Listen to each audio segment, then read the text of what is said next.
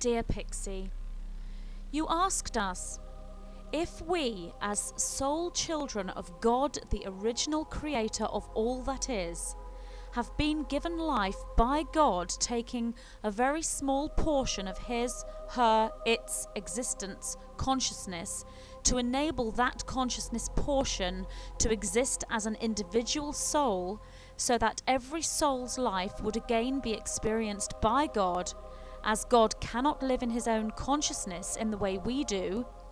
Is it therefore so that God can only live through our experiences, since outside of God's consciousness there is nothing, and therefore God cannot experience anything outside of himself?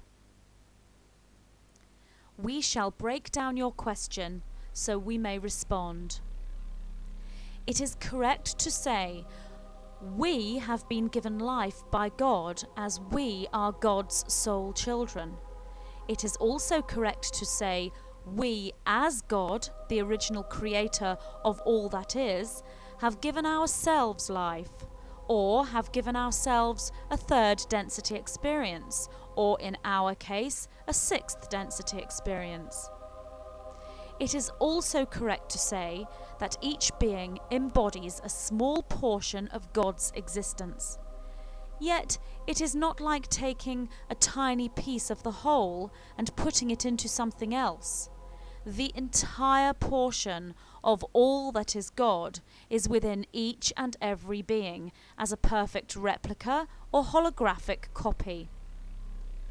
It is correct that every soul's life is then experienced by God, as each and every soul is God. It is correct from one perspective to say that God cannot live within his own consciousness in the way you do in third density. Yet, from another perspective, God does live within you and is therefore within his own consciousness. The ultimate, original creator embodies everything and all in one entire moment simultaneously. There is no linear time, no separateness, and no others. There is only self. Yet it is by experiencing others that the self learns what self is.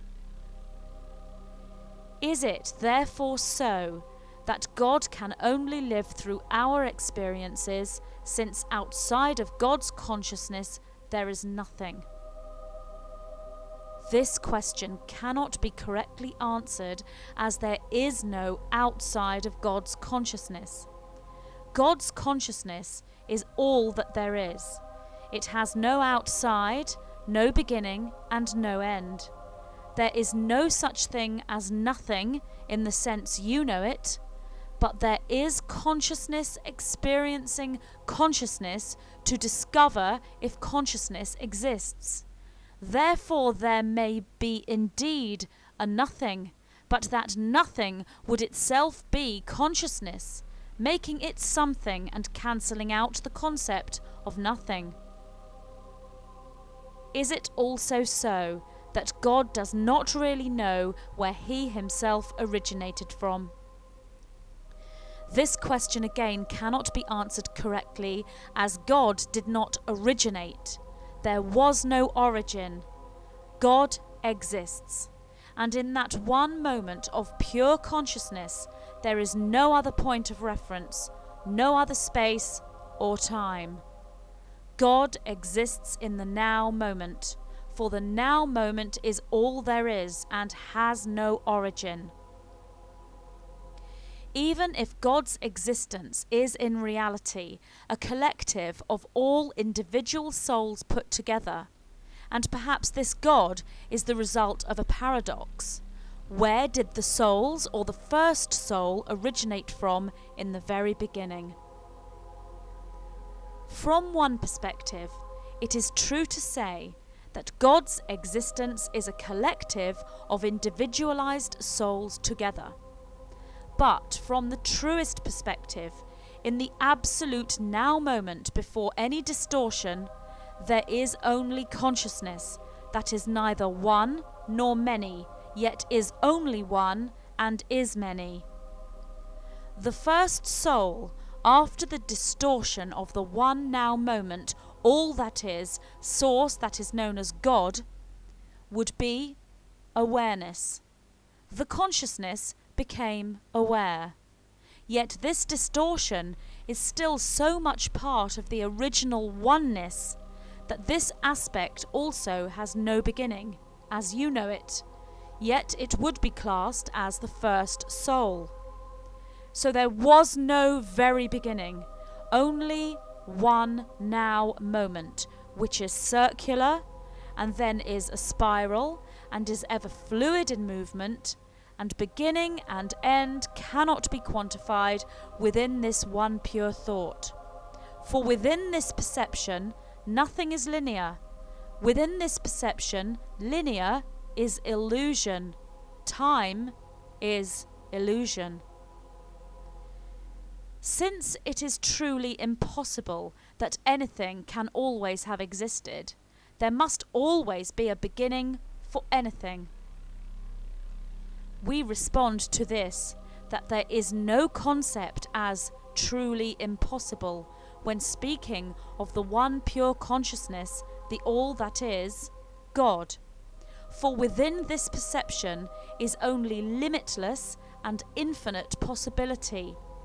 Indeed, within this perception is infinity, and there are no beginnings within infinity.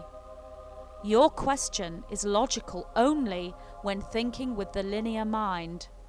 Yet the very subject you ask about is non-linear and infinite, therefore truly impossible cannot be used within this question, for truly impossible is linear. There must always be a beginning for everything.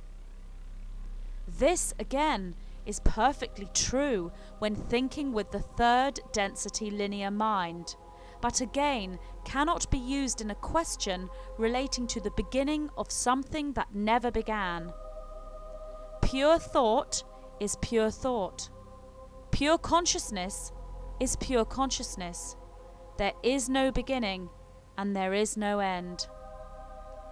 Is life atheistic and with no purpose? There is always purpose, for there is always creation, and creation has purpose. Is there an intelligent creator of life and a purpose? There is an intelligent creator of life, and there is purpose. Each soul mirrors the one pure source, which is intelligence and is creation. Why is there no hard evidence for the existence of God and the supernatural?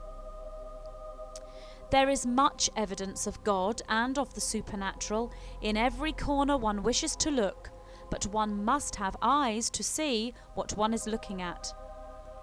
If by hard evidence you mean scientific proof, again, this is available, but has not yet come into the forefront of man's collective consciousness in your timeline.